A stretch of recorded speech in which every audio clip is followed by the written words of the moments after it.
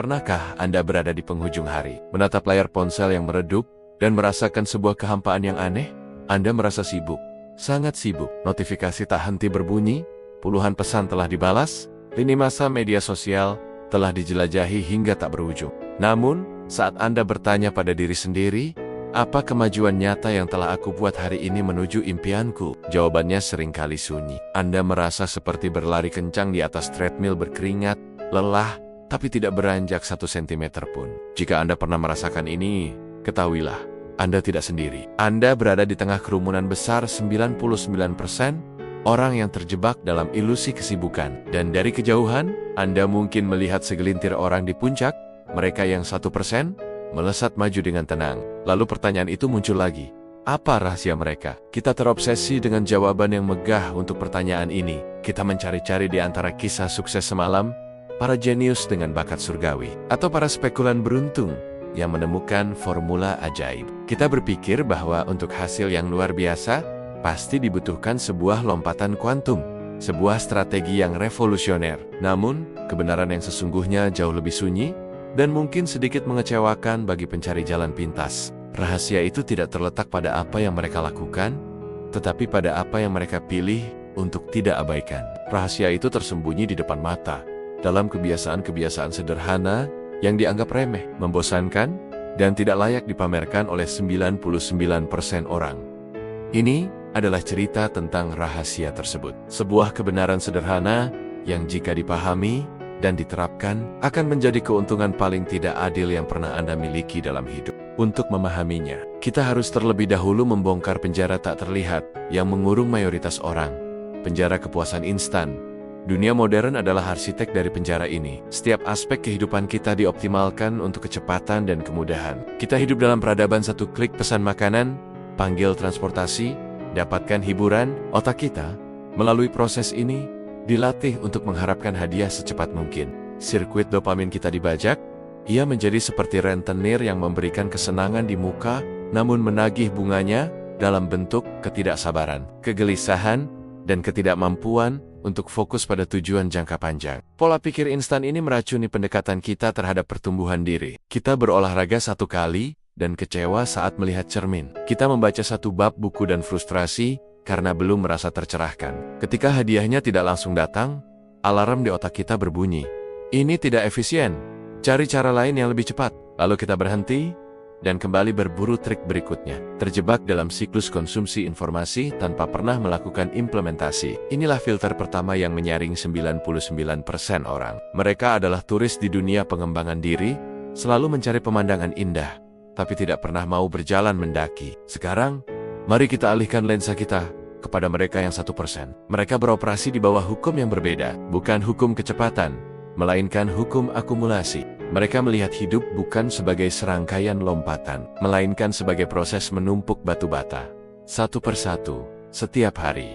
Membaca 10 halaman buku, setiap hari. Sebuah tindakan yang begitu kecil. Tapi mereka yang 1% tidak hanya melihat 10 halaman. Mereka melihat 3.650 halaman dalam setahun. Setara dengan 15 buku tebal. Mereka tidak hanya melihat 15 buku.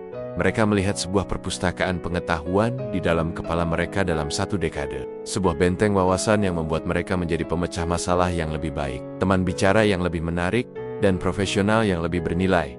Menulis 50 kata setiap hari terasa seperti tidak ada gunanya. Tapi dalam setahun, itu adalah naskah setebal 18.000 kata. Cukup untuk sebuah novel pendek atau puluhan artikel.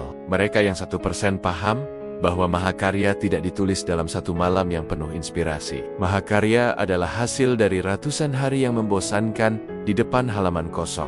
Mereka melihat setiap tindakan kecil bukan sebagai hasil akhir, melainkan sebagai 1 suara yang mereka berikan untuk identitas baru yang ingin mereka bangun.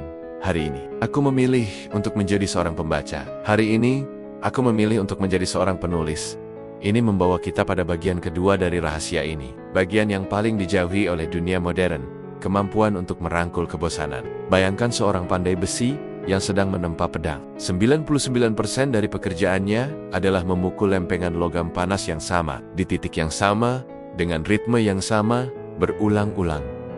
Dari luar, itu adalah pekerjaan yang sangat membosankan. Tapi sang pandai besi tahu, setiap pukulan yang tampak identik itu sedang mengubah struktur molekul di dalam baja, membuatnya lebih kuat, lebih tajam, lebih tangguh. Mereka yang 1% adalah pandai besi bagi karakter dan keahlian mereka. Mereka tidak lari dari proses yang repetitif. Mereka paham bahwa kebosanan bukanlah sinyal untuk berhenti. Kebosanan adalah sinyal bahwa proses internalisasi sedang terjadi. Kebosanan adalah harga yang harus dibayar untuk otomatisasi. Dan ketika sebuah kebiasaan sudah menjadi otomatis, ia tidak lagi memakan energi mental. Ia menjadi bagian dari diri Anda. Di saat 99% orang sudah menyerah karena bosan.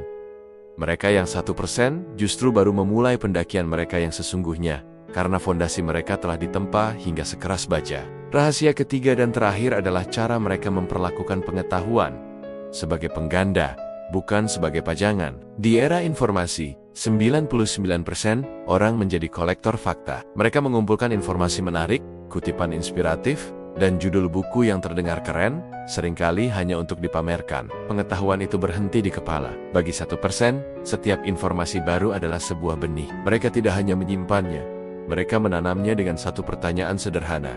Bagaimana saya bisa menerapkan ini, bahkan dalam skala 1% hari ini? Mereka belajar tentang pentingnya hidrasi, lalu mereka tidak hanya tahu, tapi langsung meletakkan sebotol air di meja kerja mereka. Mereka membaca tentang teknik negosiasi, lalu mereka tidak hanya hafal, tapi mencoba satu teknik kecil saat memesan kopi keesokan harinya. Penerapan-penerapan mikro inilah yang mengubah pengetahuan dari sesuatu yang pasif menjadi kekuatan yang aktif. Pengetahuan yang terakumulasi dari berbagai bidang, mulai saling terhubung, menciptakan ide-ide inovatif yang tidak akan pernah terpikirkan oleh mereka yang hanya menjadi spesialis di satu bidang. Mereka menjadi lebih dari sekadar pintar. Mereka menjadi bijaksana. Jadi, inilah rahasia itu. Dalam keseluruhannya, bukan formula sihir. Ini adalah pilihan sadar untuk menolak godaan jalan tol kepuasan instan yang ramai, dan memilih untuk berjalan di jalan setapak kesabaran yang sunyi. Ini adalah tentang memahami bahwa batu bata yang Anda susun hari ini, sekecil apapun, adalah bagian dari istana yang sedang Anda bangun untuk masa depan. Rahasia untuk unggul dari 99% orang, bukanlah tentang menjadi manusia super. Ini tentang menjadi manusia yang paling konsisten. Ini tentang melakukan hal-hal yang bisa dilakukan semua orang, tapi tidak mau mereka lakukan. Maka, setelah mendengar ini, Anda berdiri di sebuah persimpangan. Anda bisa menutup video ini dan kembali ke guliran tanpa akhir, melupakan semua ini sebagai kata-kata motivasi biasa. Atau, Anda bisa membuat sebuah pilihan yang berbeda. Pilihlah satu hal, satu kebiasaan terkecil. Bukan untuk mengubah hidup Anda besok, tapi untuk memberikan satu suara bagi versi diri Anda yang lebih baik. Baca satu halaman, jalan 1 menit. Tulis satu kalimat syukur. Lakukanlah dengan kesadaran penuh, bukan sebagai beban, tapi sebagai sebuah ritual. Karena di dalam tindakan sepele itulah, rahasia itu berhenti menjadi teori dan mulai menjadi realita Anda. Di sanalah Anda mulai berjalan keluar dari kerumunan 99%. Bukan dengan teriakan, melainkan dengan sebuah langkah kecil yang sunyi dan mantap.